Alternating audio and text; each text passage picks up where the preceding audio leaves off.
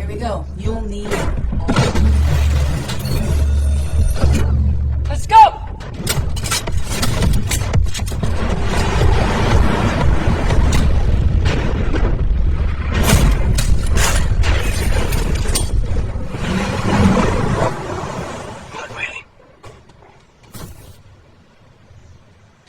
You grew soft, Duncan. I'm still gonna give you a chance to walk out if you're alive.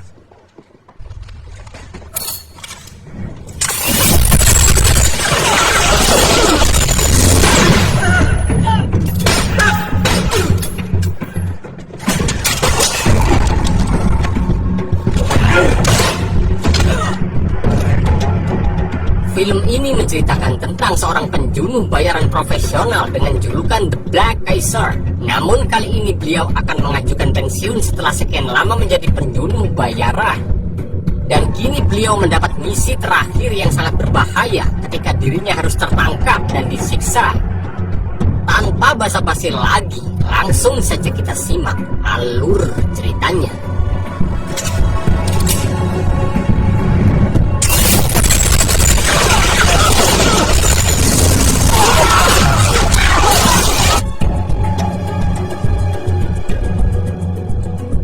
Film diawali dengan diperlihatkannya seorang pria kaya raya yang bernama Michael Green yang sedang bersantai di halaman rumahnya.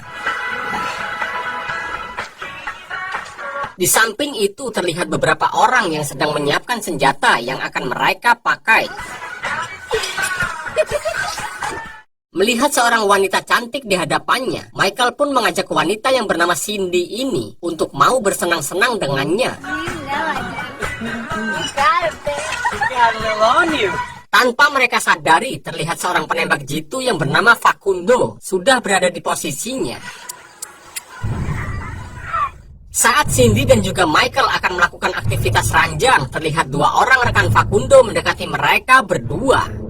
Hingga saat tembakan dilepaskan dan tepat mengarah ke dada Michael, rekan Facundo yang bernama Hilde dan Alexi yang melihat kalau Michael masih hidup langsung menyerang pria itu.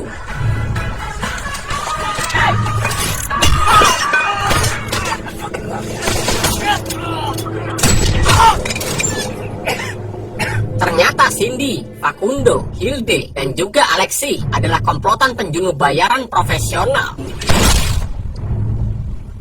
Setelah tugas mereka selesai, Carl, si pengemudi handal pun datang menjemput mereka semua.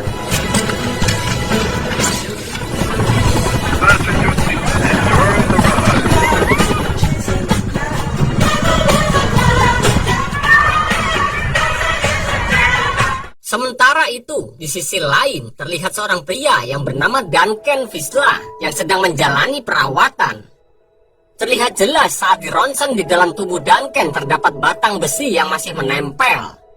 Bekas luka yang sengaja dibiarkan oleh Duncan, hal itu menandakan kalau Duncan bukanlah orang sembarangan.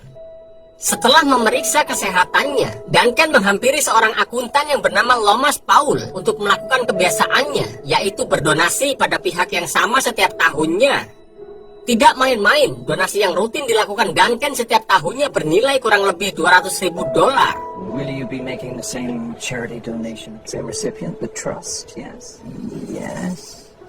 Dari percakapan mereka berdua diketahui kalau Duncan sebentar lagi akan menjalani masa pensiunnya. Buktinya saat ini Paul menghitung dana pensiun Duncan yang mencapai $8,2 juta. 8,207,000 for the best part. Beberapa waktu kemudian terlihat orang yang memberikan perintah pada kelompok Cindy yang bernama Vivian sedang berada di sebuah gereja. Di tengah khotbah yang sedang berlangsung, Vivian dihubungi oleh Duncan yang mengajaknya bertemu. Tidak lama kemudian, di sebuah tempat, Duncan langsung menanyakan tentang Michael. Ternyata Michael adalah bagian dari kelompok penjunuh bayaran, sama seperti Duncan yang sebentar lagi akan menjalani masa pensiunnya. Agar tidak dicurigai, Vivian mengatakan kalau Michael dijunuh oleh seseorang agen Rusia yang bernama Pedro. Dengan upah $1 juta, Duncan disuruh oleh atasan Vivian yang bernama Blood untuk menghabisi Pedro. Meski Duncan sempat menolak karena 2 minggu lagi dirinya akan pensiun, Vivian memaksa Duncan untuk menjalankan tugasnya untuk menjunuh Pedro sebelum masa pensiunnya. Karena hanya Duncan saja seorang penjunuh yang sangat hebat yang dijuluki sebagai sang kesatria hitam yang bisa menjunuh orang sekelas Pedro. Get one of the young guys then. This needs somebody with. Technically, you're still active for the next 2 weeks. How long do you do it? Once you. Keesokan harinya di wilayah Montana, Duncan yang sedang membeli beberapa bahan makanan tiba-tiba pergi ke mesin ATM untuk mengambil beberapa lembar uang.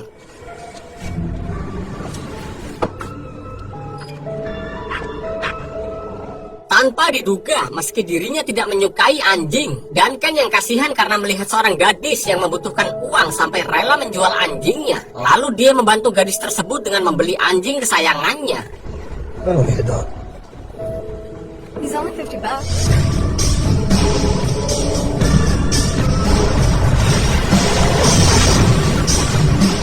Sesampainya di rumah, Duncan yang belum pernah memelihara anjing menyetel sebuah kaset cara bagaimana merawat seekor anjing.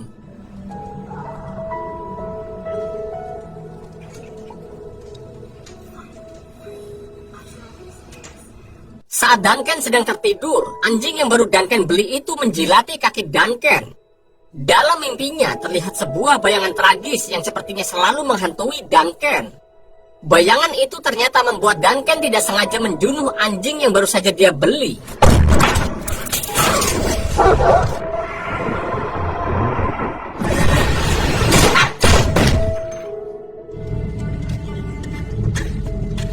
Keesokan paginya, selesai menguburkan anjing tersebut, Duncan melihat seorang gadis yang sedang membelah kayu sendirian. Gadis itu kemudian pergi sebentar untuk membeli beberapa bahan makanan.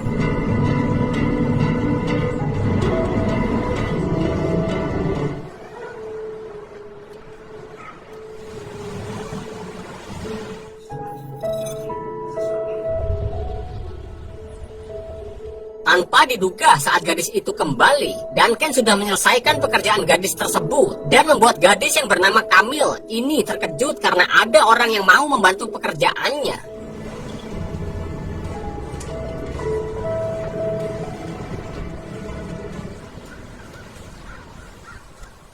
Malam harinya, Duncan menghubungi Vivian yang bermaksud untuk meminta tambahan biaya untuk menjunuh Pedro.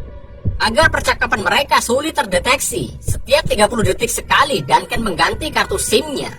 Really struggles with that too, though. Didn't hang up, so assume you want to know.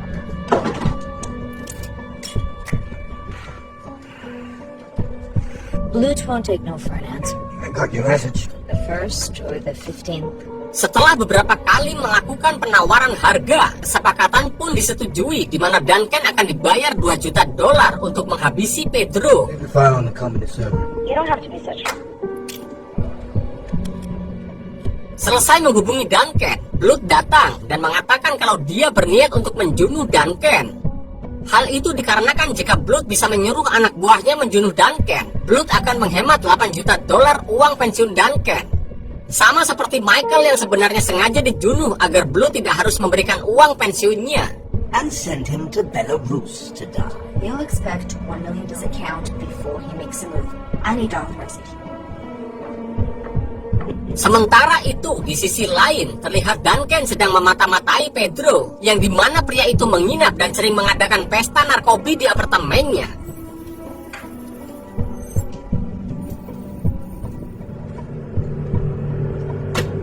Beberapa waktu kemudian, terlihat Blood sedang memperagakan gerakan yang dia pelajari dari mendiang ayahnya di hadapan para donatur. Sebelum ayahnya meninggal, dan selain mewariskan kekayaannya, ayah Blood mewariskan sebuah pedang Damaskus. Dari percakapan Blood dengan para donatur, diketahui kalau Blood mempunyai hutang sebesar $29 juta. Di situ, Blood berjanji kalau dia bisa melunasi semua hutangnya akhir tahun. Oleh karena itu, Blood sengaja menjunuh beberapa anggotanya yang akan pensiun.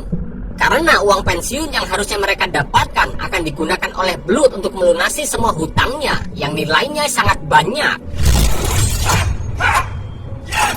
Di lain sisi, di dalam pesawat menuju wilayah Belarus, lagi dan lagi Duncan yang tertidur mengalami mimpi yang sama. Sepertinya kejadian itu sangat berdampak pada diri Duncan.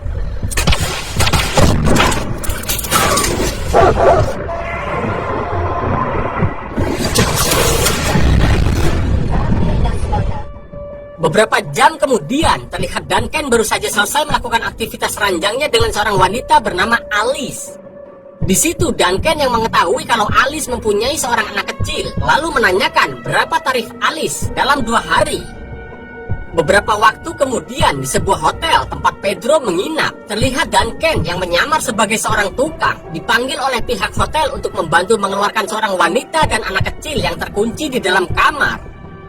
Sepertinya itu semua adalah rencana dari Duncan, karena saat Duncan sengaja membuat kebisingan dengan mengebor dan menghancurkan kunci kamar tersebut, Pedro yang terganggu dengan suara kebisingan yang dilakukan oleh Duncan, dia pun mendatangi dan menghampiri Duncan.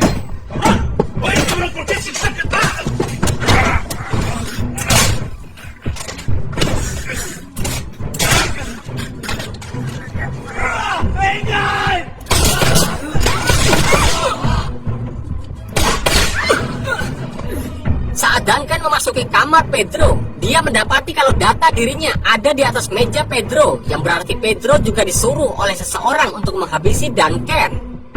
Sebelum menghabisi Pedro, Duncan memintanya agar mengatakan siapa orang yang menyuruhnya. Karena Pedro tidak mau memberikan nama orang yang menyuruhnya, Duncan pun menghabisi Pedro dan langsung memberikan bukti foto pada Vivian kalau dia sudah selesai melakukan tugasnya. You have authorization to hire me for the Belarus job? Kemudian Duncan mengeluarkan Alice bersama anaknya yang sengaja Duncan sewa agar Duncan bisa masuk ke hotel itu tanpa dicurigai siapapun.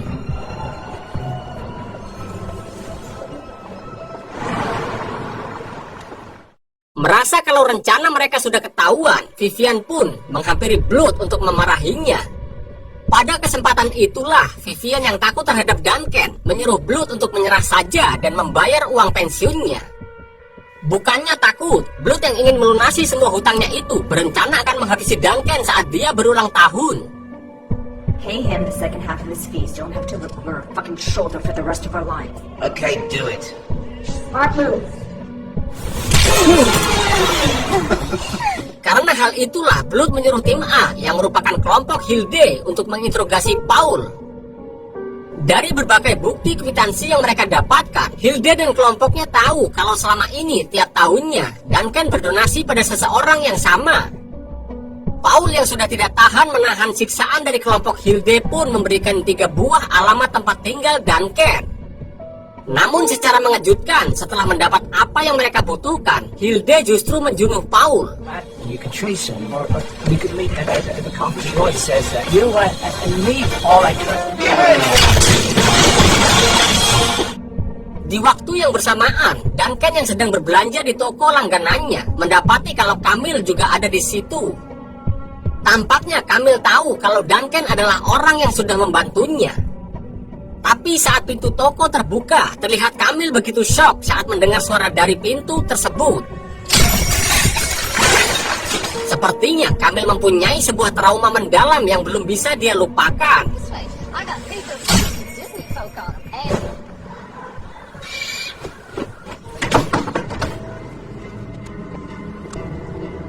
Kemudian di lain tempat, saat ini Cindy sedang menjalankan tugasnya pergi ke alamat pertama rumah dari Duncan.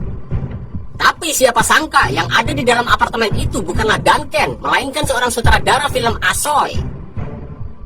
Karena pria tersebut hanya seseorang yang menyewa tempat Duncan, kelompok Hilde pun menjunuh pria itu tanpa ampun.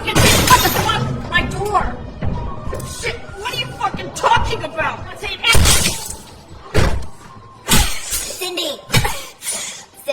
Suatu hari, Camille memutuskan untuk menghampiri Duncan yang sedang bersantai sejenak di sebuah kedai kopi. Benar saja dari percakapan mereka, Camille sudah tahu kalau Duncan adalah tetangganya, dan juga Duncanlah yang telah membantu pekerjaan Camille diam-diam. Akan tetapi, saat mereka sedang berbincang, tiba-tiba seorang pria langsung duduk di tengah-tengah antara mereka. Lagi-lagi, Duncan melihat kalau Camille sepertinya mempunyai trauma mendalam dalam kehidupannya.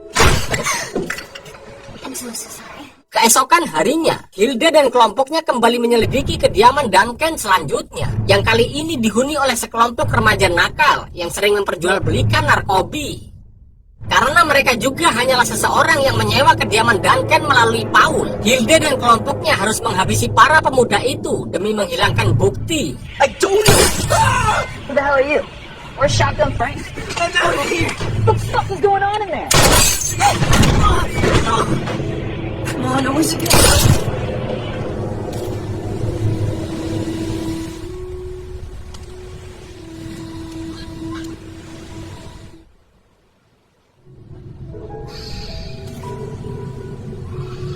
Kembali ke Duncan yang saat ini sedang bersama Camille yang menunjukkan beberapa foto hewan yang dia potret selama ini. Dalam mengisi waktu luangnya, kerap kali Camille pergi ke hutan hanya untuk memotret berbagai macam hewan. Disinilah Duncan mengatakan kalau dia hanyalah mantan pebisnis pemakaman yang seringkali menjalankan bisnisnya di berbagai belahan dunia. Duncan mengatakan kalau dirinya pernah mengunjungi 99 negara selama ini. Dengan kata lain, Duncan bisa menguasai berbagai macam bahasa hingga kebiasaan orang-orang di luar negeri. Mengetahui hal tersebut, Camille yang prihatin terhadap pendidikan usia dini di wilayah itu menyarankan Duncan untuk menjadi seorang guru bahasa dan sejarah guna membantu anak-anak di situ. Do you speak any languages? You should give the class at school. Here in town. About what? Tell the kids about the world. Would you do it? Why not? I don't know how to talk to kids. Keesokan harinya terlihat kelompok Hilde mendatangi kediaman Duncan yang ketiga dan mendapati kalau lagi-lagi Duncan tidak ada di tempat tersebut.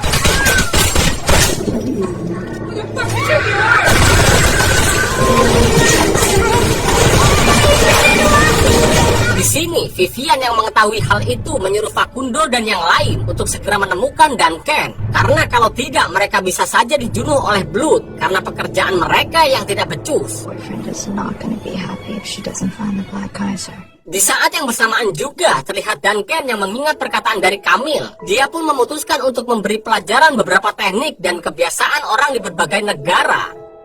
Terlihat dengan jelas anak-anak di sana sangat menyukai Duncan. What clothes do they wear in Africa? White.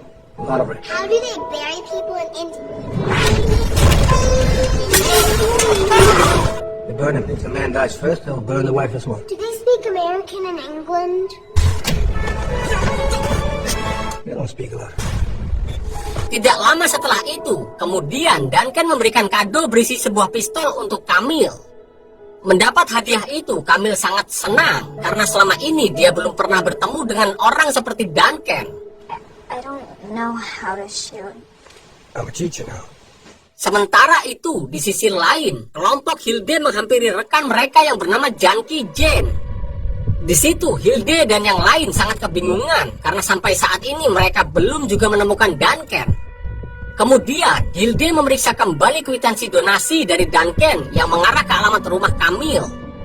Mengetahui hal tersebut, Hilde bersama kelompoknya pun langsung bergegas pergi ke lokasi.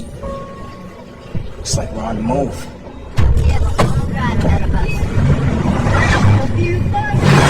Keesokan harinya, Duncan yang tahu kalau Camille tidak mengetahui cara memegang sebuah pistol, dia pun mengajarinya beberapa teknik untuk menembak.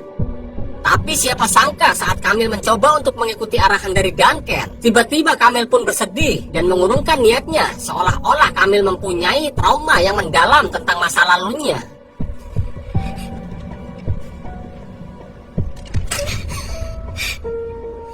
Setelah menenangkan Camille, Duncan kemudian pergi ke toko langganannya untuk membeli sebuah kado guna mengganti kado sebelumnya. Dari kejauhan terlihat Facundo bersama kelompoknya sedari tadi sudah memata-matai Duncan. Dengan tergesa-gesa, Facundo memberi kabar pada Cindy untuk segera melancarkan aksinya.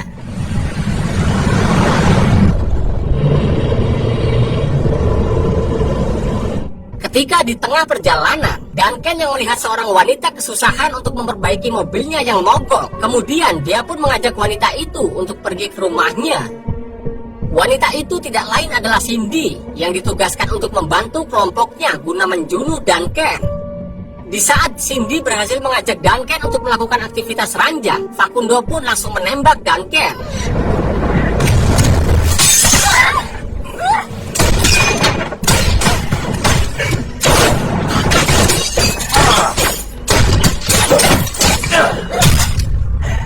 Setelah Setelah menghabisi Cindy, Duncan yang melihat kalau Hilde masuk ke dalam rumahnya, dia pun mencoba melalui jalan lain dan melumpuhkan Facundo yang berada di luar.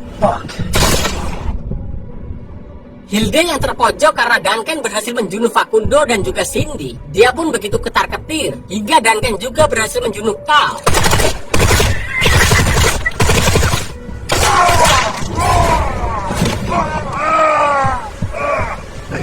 Fuck you, you can't. You know what this...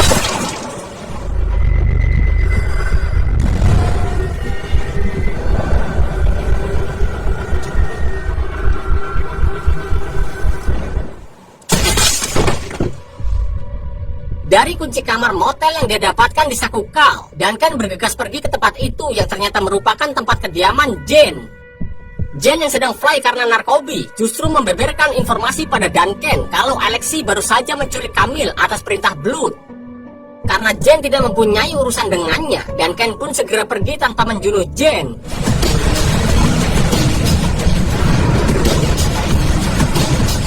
Setibanya di rumah Camille, benar saja keadaan rumah Camille sudah berantakan dan Camille sudah tidak ada di sana.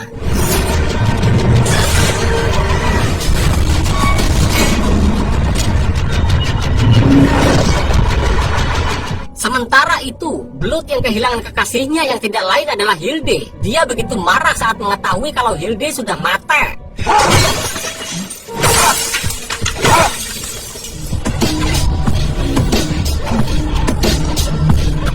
Beberapa waktu kemudian, Duncan memutuskan untuk menghampiri rekannya yang sudah pensiun dari penjunuh bayaran yang bernama Porter.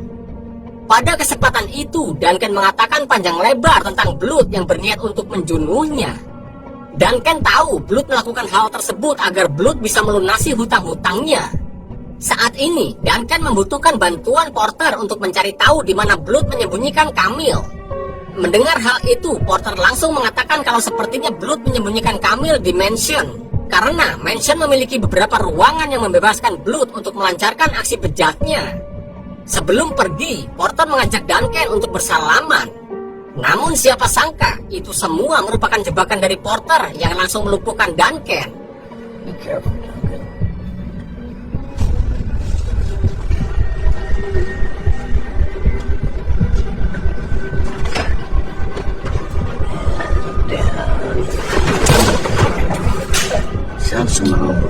Clean this place. It's done. Karena di dalam sapu tangan yang dia tempelkan ke lengan Duncan, terdapat sebuah racun yang bisa seketika melumpuhkan korbannya. Beberapa waktu kemudian, terlihat Duncan yang baru tersadar dibawa ke hadapan Blood dengan tangan dan kaki Duncan yang diikat dengan rantai. Hal itu dikarenakan agar Duncan tidak bisa melakukan perlawanan saat disiksa oleh Blood. Pada kesempatan itu, Blood mengatakan kalau Duncan adalah pengkhianat karena telah menjunuh kekasih Blood yaitu Hilde. Sebagai pelajaran, Blood akan terus-menerus menyiksa Duncan sampai hari ulang tahun Duncan yang 4 hari lagi akan dilaksanakannya. Setelah memberikan foto-foto Camille yang sengaja dibuat teler oleh Blood, Blood lalu menyiksa Duncan perlahan-lahan agar Duncan merasa sangat kesakitan.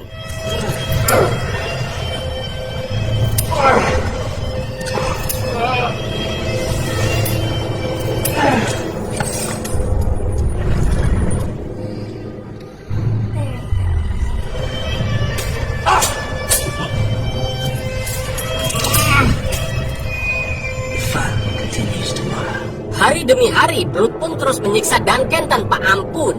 Hingga tiba di hari ketiga, Duncan terus disiksa dan membuat pisau sayat yang dia gunakan patah di dalam dagingnya. Dan di situ Blood yang kejam pun kemudian menusuk mata kiri Duncan.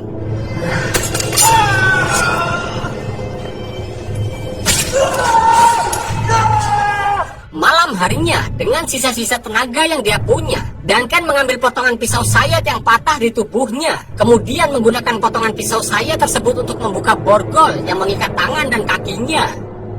Hingga di keesokan harinya, Duncan yang dihampiri beberapa anak buah Blood seketika langsung menyerang mereka semua.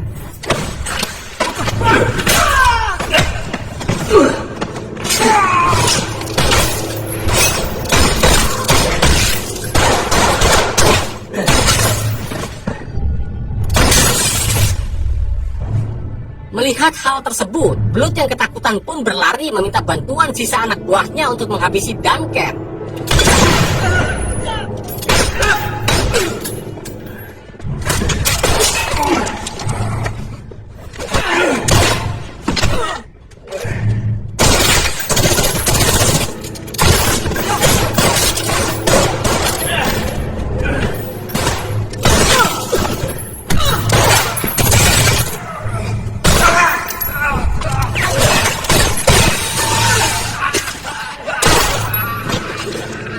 Beberapa waktu kemudian terlihat Duncan berjalan tertatih-tatih dan menghampiri rekannya yang bernama Jasmine.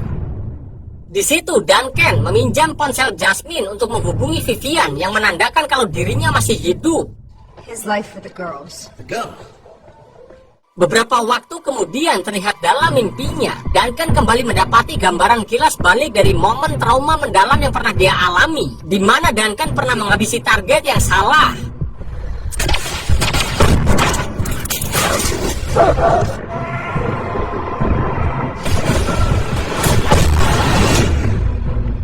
Saat tersadar, sekucur tubuh Duncan sudah diobati oleh Jasmine yang seharian penuh sudah merawat Duncan. Setelah memberi Duncan obat khusus, Jasmine pun membawa Duncan ke sebuah gudang senjata untuk menyiapkan apa yang Duncan butuhkan. Di situ diketahui kalau Jasmine ini juga merupakan seorang penjunuh bayaran sama seperti Duncan.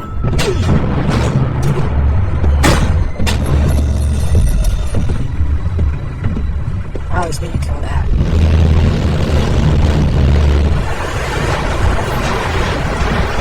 Ketika di dalam perjalanan, Duncan menghubungi Vivian untuk melakukan sebuah pertukaran yang dimana Duncan saat ini rela menukarkan dirinya dengan Camille. Mengetahui hal itu, Blood langsung menyuruh Vivian bersama kelompoknya untuk segera pergi ke lokasi tempat pertemuan tersebut. Sesampainya di tempat pertemuan, Duncan segera mengabari Vivian kalau dia sudah ada di lokasi. Tidak berselang lama, Vivian bersama pasukannya datang dan menghampiri Duncan yang berdiri tegap di hadapan mereka. Melalui kamera pengawas, Blood memperhatikan para anak buahnya yang akan menjunuh Duncan, karena ternyata Blood berniat untuk mengkhianati Duncan dan menjunuhnya. Beruntung Duncan yang sudah menduga hal itu akan terjadi, dia terlebih dulu menyiapkan beberapa senjata otomatis yang dia bawa dari Jasmine.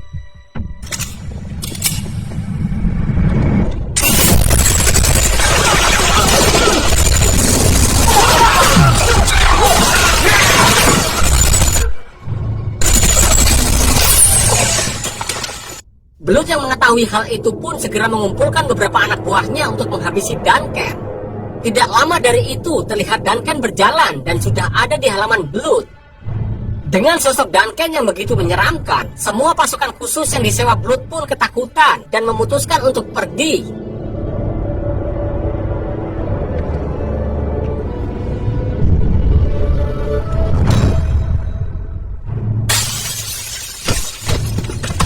Setelah itu, Duncan menghampiri Camille yang terbaring lemas dan langsung membawanya pulang.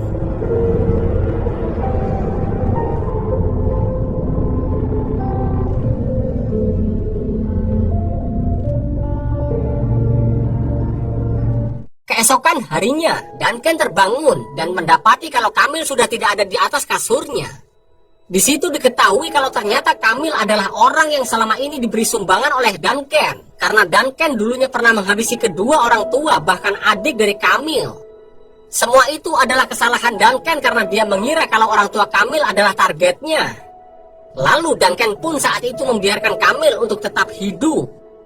Demi bertanggung jawab atas semua yang sudah dia lakukan, Duncan membiayai biaya hidup, pendidikan, bahkan keseharian Camille. Meski begitu, Camille yang masih kecewa terhadap Duncan kemudian memutuskan untuk menarik pelatuk pistolnya. Close your mind.